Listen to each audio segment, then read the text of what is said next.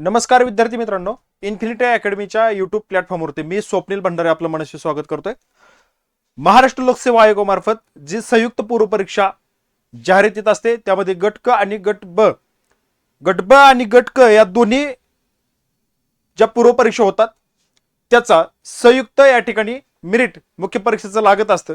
परंतु आपल्याला या ठिकाणी आता जर फॉर्म भरायचा असेल तर काय डॉक्युमेंट लागतात, काय त्याचे नियम अटी आहेत ते आपण या ठिकाणी बघणार आहोत। बघा विद्यार्थी मित्रांनो, आरक्षणानुसार वेगवेगळे डॉक्युमेंट लागतात। बघा महिलांसाठी काही जर ओपन मधून जर आरक्षण घेत असतील महिला आरक्षणासाठी काही डॉक्युमेंट जास्त लागत नाहीत, परंतु जर त्या काही प्रवर्गामधून जर त्यांना आरक्षण घ्यायचं असेल तर त्याकरता वेगवेगळे डॉक्युमेंट लागतात। फॉर्म भरण्यासाठी काही महत्त्वाची डॉक्युमेंट लागतात ते सुद्धा आपण या ठिकाणी बघणार आहोत। कारण येणारा जो काही नवीन विद्यार्थी या ठिकाणी आयोगाच्या प्रोफाईलवर जाऊन रजिस्ट्रेशन करत असतो त्याकरता ही माहिती खूप महत्त्वाची असते। मुख्य परीक्षेसाठी सुद्धा देखील जे डॉक्युमेंट लागतात ते सुद्धा खूप महत्त्वाचे असतात। ते डॉक्युमेंट तुमच्याकडे असल्याशिवाय फॉर्म भरू शकत नाही तुम्ही, किंवा तुम्हाला फॉर्म देखील भरता येत नाही। आता दुसरी गोष्ट, डॉक्युमेंट असून देखील चालत नाही, तर त्याकरता ते विहित नमुन्यातील विहित वेळेतील असावीत। म्हणजे जो काही डेट असतो तो डेट व्हॅलिड असावा, आणि व्हॅलिड झालेली म्हणजे वेळेच्या बाहेर समजा नॉन क्रिमिनल असेल त्याला काहीतरी काही काळाचं बंद नाही, त्या काळापर्यंत जर ते चालतं। परंतु तुम्हाला फॉर्म भरत असताना कोणती महत्त्वाची डॉक्युमेंट त्या विहित वेळेत असावी लागतात ते देखील तुम्हाला सांगणार आहे। बघा तत्पूर्वी इन्फिनिटी अकॅडमीच्या प्लॅटफॉर्मवरती मुंबई महानगरपालिकेची जाहिरात आली, त्यामध्ये सहाय्यक आयुक्त पदाची हे एक चांगली पोस्ट आहे। डायरेक्ट थेट सरळ सेवेमार्फत हे पद भरलं जाणार आहे। त्याचा संपूर्ण सिलेबसवरती एक recorded plus live plus recorded batch आपण या ठिकाणी विद्यार्थ्यांना देत आहोत। नाममात्र फी मध्ये फक्त आणि फक्त नॉन टेक्निकल बॅच 2499 रुपये आणि टेक्निकल प्लस नॉन टेक्निकल ही 4999 रुपयामध्ये बॅच आपण इन्फिनिटी अकॅडमीच्या प्लॅटफॉर्मवरून आपल्याला 1 फेब्रुवारी पासून सुरू झालेली आहे। विद्यार्थी मित्रांनो, चांगली बॅच आहे, चांगले तज्ञ आणि नामवंत शिक्षक वर्ग तुम्हाला या ठिकाणी शिकवणार आहेत, शिकवत आहेत। दुसरी गोष्ट, जे काही कलमे आहेत स्पेशल नॉन टेक्निकल साठी ही कलमे ट्रिकच्या माध्यमातून आपल्यापर्यंत या ठिकाणी शिकवण्याचा प्रयत्न करतायत। सो एकदम अवघड असलेला अभ्यास कसा सोपा होईल त्या दिशेने या ठिकाणी वाटचाल चालू आहे। विद्यार्थी मित्रांनो, सुवर्ण संधीचा फायदा घ्या। फॉर्म भरला असेल तर ही बॅच जॉईन करा। ही बॅच घेण्यासाठी आमच्यापर्यंत संपर्क साधा। काही अडचणी असतील तर बघा 9226016161 या नंबरवरती तुम्ही कॉल करून या दोन्ही बॅच बद्दल संपूर्ण माहिती घेऊ शकता। चला बघा, आवश्यक कागदपत्र काय लागतात, कुणीही फॉर्म भरून द्या, कुणीही असू द्या, त्यासाठी म्हणजे कॉमनली प्रत्येक फॉर्म भरणाऱ्या विद्यार्थ्यासाठी हे डॉक्युमेंट लागतात। बघा, अर्जातील नावाचा पुरावा हे असण्यासाठी तुमच्याकडे एसएससी अथवा तत्सम शैक्षणिक अर्हता असलेलं या ठिकाणी तुम्हाला तो सर्टिफिकेट लागेल, किंवा ते एसएससी झालेलं तुमच्याकडे गुणपत्र किंवा दाखला हे तरी चालेल। वयाच्या पुराव्यासाठी तुम्हाला दाखला असेल तरी चालेल। शैक्षणिक अर्हता इत्यादींचा पुरावा, जे काही डॉक्युमेंट असतात, तुमची 10वी 12वी झाली, डिग्री झाली, त्याचे मार्कशीट सर्टिफिकेट लागतात। सामाजिक दृष्ट्या तुम्ही जर मागासवर्गीय असेल तर त्याबाबतचा पुरावा या ठिकाणी जातीच दाखला त्या ठिकाणी लागेल। आर्थिक दृष्ट्या दुर्बल असेल तर त्या ईडब्ल्यूएसचं प्रमाणपत्र हे तुम्हाला या ठिकाणी लागणार आहे। अर्ज सादर करण्याचा अंतिम दिनांक वैध असणारे नॉन क्रिमिनल हे बघा, हे ते तुम्हाला वैध असणारे विहित वेळेत आपल्याला जे काय मिळतं ते वैध असणार नॉन क्रिमिनल त्या ठिकाणी लागणार आहे। पात्र दिव्यांग व्यक्ती असल्यास त्याचा पुरावा लागेल। माजी सैनिक असल्याचा पुरावा सर्टिफिकेट भेटतं ते सर्टिफिकेट लागेल। खेळाडू साठी तुम्हाला या ठिकाणी तुमचं खेळाडू तुम्ही नॅशनल लेवलला खेळलेलं सर्टिफिकेट त्या ठिकाणी तुम्हाला लागणार आहे। अनाथ असल्याचं एक पुरावा ते सर्टिफिकेट ते देखील तुम्हाला या ठिकाणी लागणार आहे।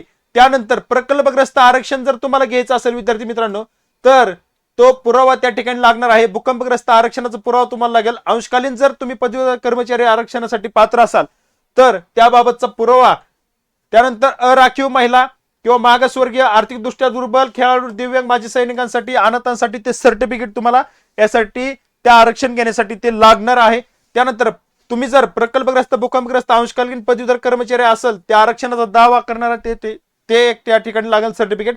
आणि आदिवास प्रमाणपत्र तुम्हाला डोमासाईल या ठिकाणी लागणार आहे। डोमासाईल आपण आदिवास प्रमाणपत्र म्हणतो, डोमासाईल आपल्याला तहसीलदारकडून मिळतं बघा, ते तुम्हाला लागेल।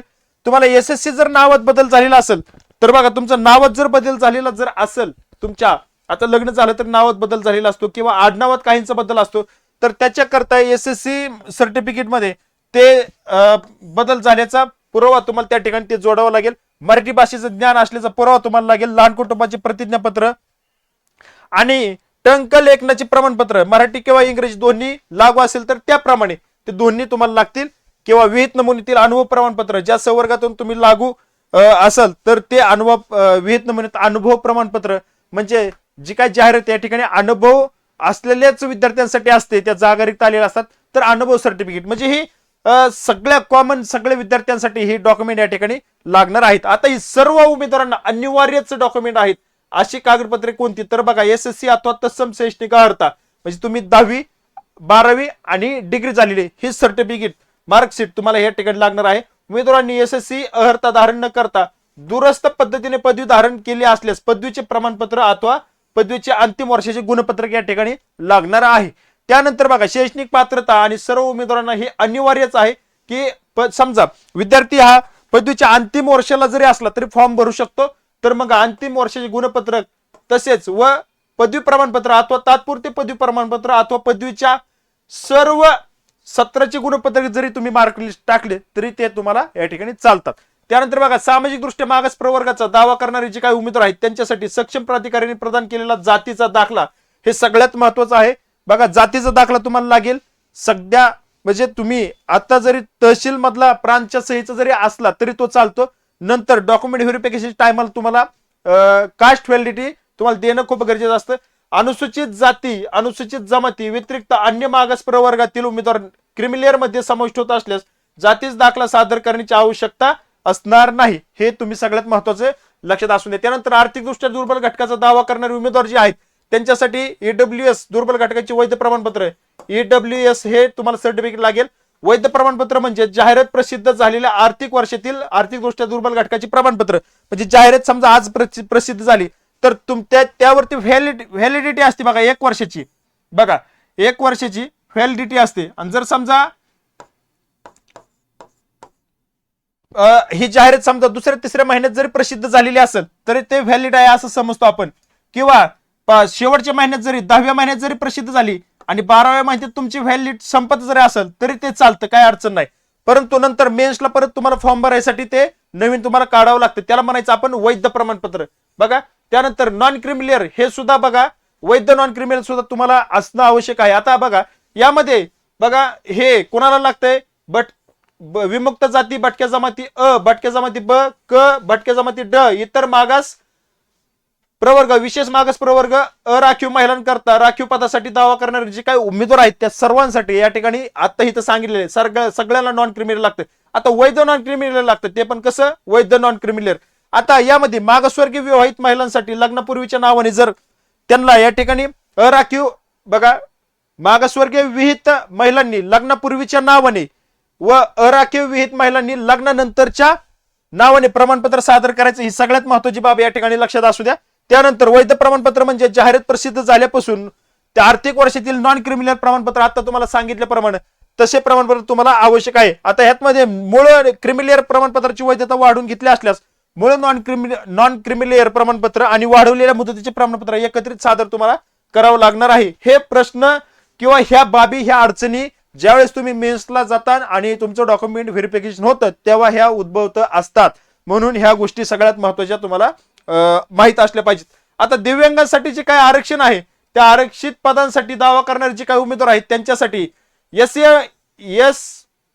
एडीएम किंवा स्वावलंबन पोर्टलद्वारे प्राप्त 40% पेक्षा जास्त कायमस्वरूपी दिव्यांगत्व असल्याचे प्रमाणपत्र तुम्हाला या ठिकाणी आवश्यक असणार आहे. माजी सैनिकांसाठी आरक्षित पदांसाठी दावा करणारे जे काही उमेदवार आहेत त्यांच्यासाठी सेवेतून मुक्त केल्याबाबतचे विहित नमुन्यातील प्रमाणपत्र तुम्हाला लागेल. सगळ्यात ते भेटतं. आता हे मी जे बोलतोय ते आता दिव्यांग जर उमेदवार असेल तर त्याला माहिती ते कुठून काढलेलं आहे कुठून, आणि आपल्याला ते कोणाच्या सहीचं प्रमाणपत्र लागतं किंवा माजी सैनिक आहे ते त्यांना मी बोलतो तर त्यांना कळत असेल की हे माजी सैनिकाचे प्रमाणपत्र सेवेतून मुक्त झालेलं कुठे मिळतं कोण देतं हे त्यांना कळत असेल, किंवा नवीन विद्यार्थ्यांना हे जर माहित नसेल तर ते समजून घ्या. प्रावीण्य प्राप्त म्हणजे खेळाडू उमेदवारांसाठी उपसंचालक क्रीडा युवक सेवा यांच्याकडून जे काही क्रीडा प्रमाणपत्र पळताना अहवाल प्रमाणपत्र असतं ते तुम्हाला उपलब्ध करावं लागेल. इथं जे नाव दिलं तेच लक्षात असू द्या, दुसरी नावं इथं घेणं किंवा त्या दुसऱ्या नावाचं जर प्रमाणपत्र असेल तर ते चालणार नाही.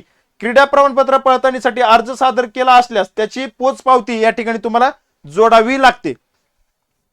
त्यानंतर महिला आणि अराखीव प्रावीण्य प्राप्त खेळाडू जे असतात त्या अराखीव प्राप्त खेळाडू दिव्यांग, अराखीव माजी सैनिक यांच्यासाठी महत्वाची डॉक्युमेंट कोणती लागतात बघा.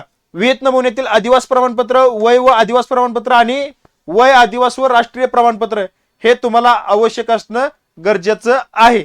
SSC उत्तीर्ण झाल्यानंतर नावात बदल झाला असल्यास काय लागेल तर बघा, विवाह निबंधक यांनी दिलेला दाखला तुम्हाला लागेल. नावात बदल झाल्यासंबंधी अधिसूचना केलेलं राजपत्र तुम्हाला या ठिकाणी लागणार आहे. राजपत्र अधिकारी यांच्याकडून नावात बदल झाल्यास त्या संबंधीचा दाखला तुम्हाला द्यावा लागेल. सगळ्यात महत्वाचं आहे. त्यानंतर बघा, कर सहाय्यक जे आहेत, कर सहाय्यक आता हे कुणासाठी बघा, ज्यांचं टायपिंग झालेलं असतं त्यांच्यासाठी लक्षात ठेवा. कर सहाय्यकसाठी काय लागतं. कर सहाय्यकसाठी बघा, मराठी टंकलेखनाचा वेग 30 शब्द प्रति मिनिट आणि इंग्रजी टंकलेखनाचा वेग किमान 40 शब्द प्रति मिनिट अर्थचे शासकीय वाणिज्य प्रमाणपत्र तुम्हाला द्यावं लागेल. हे कर सहाय्यकसाठी. पण लिपिक टंकलेखकसाठी बघा काय, मराठी टंकलेखनाचा वेग 30 शब्द प्रति मिनिट अथवा इंग्रजी टंकलेखनाचा वेग 40 शब्द प्रति मिनिट या अर्थाचे शासकीय वाणिज्य प्रमाणपत्र अथवा या उद्देशासाठी शासनाने समकक्ष म्हणून घोषित केलेली प्रमाणपत्र परीक्षा उत्तीर्ण होणं आवश्यक आहे. असे डॉक्युमेंट या ठिकाणी दोन्ही पदासाठी वेगवेगळे कशा पद्धतीने आहेत ते तुम्ही लक्षात घ्या. बघा, त्यानंतर टंकलेखनाचे प्रमाणपत्र यांना लागणार नाही. कुणाला लागणार नाही, दिव्यांग, माजी सैनिक आणि अनाथ यामधून आरक्षित असलेल्या विद्यार्थ्यांसाठी टंकलेखनाचे प्रमाणपत्र लागणार नाही. मग कधी लागणार, ज्यावेळेस तुम्ही परीक्षा देता, तुमची निवड होते, त्यानंतर 2 वर्षाच्या आतमध्ये तुम्हाला ते कधीही सादर करावं लागेल. अन्यथा तुमची नोकरी त्या ठिकाणी जाऊ शकते. त्यामुळं तुम्हाला त्या कालावधी दिलाय त्या 2 वर्षाच्या आतमध्ये तुम्हाला या ठिकाणी ते सादर करावं लागणार आहे. अशा पद्धतीनं विद्यार्थी मित्रांनो लक्षात घ्या, जे काय तुम्हाला फॉर्म भरण्यासाठी आवश्यक कागदपत्र आहेत ती लगेच काढून घ्यायची आहेत. कारण आता ही जाहिरात लवकरात लवकर प्रसिद्ध होईल. ती फॉर्म भरण्यासाठी तुम्हाला ही डॉक्युमेंट लागणार आहेत. ज्या प्रवर्गातून तुम्ही लाभ घेताय त्या प्रवर्गाचा जातीचा दाखला, नॉन क्रिमिनल आणि डोमसाईल. बघा विद्यार्थी मित्रांनो, हे वेळखाऊ कागदपत्र आहेत, ह्याला वेळ लागतो. 1-2 महिने हे डॉक्युमेंट निघत नाहीत. म्हणून हा व्हिडिओ तुमच्यासाठी बनवलेला आहे खास. त्याकरता तुम्ही डॉक्युमेंट काढायच्या तयारीत लागा जर काढून घेतलेले नसतील. टायपिंगचं सर्टिफिकेट ते सुद्धा प्रत्यक्ष जाऊन प्रॅक्टिस करा आणि ते टायपिंगचं सर्टिफिकेट मिळवा. कारण तुम्हाला त्या ठिकाणी परत तुमची स्किल टेस्ट होत असते. तुमच्याकडून ते चेक केलं जातं आणि त्यानंतरच तुम्हाला त्या ठिकाणी प्रत्यक्ष पाहून, ते गुण पाहून, तुमची टायपिंग पाहूनच तुम्हाला या ठिकाणी तुमचं सिलेक्शन केलं जातं. विद्यार्थी मित्रांनो, या ठिकाणी थांबतो. भेटूया पुढील अपडेटमध्ये. धन्यवाद.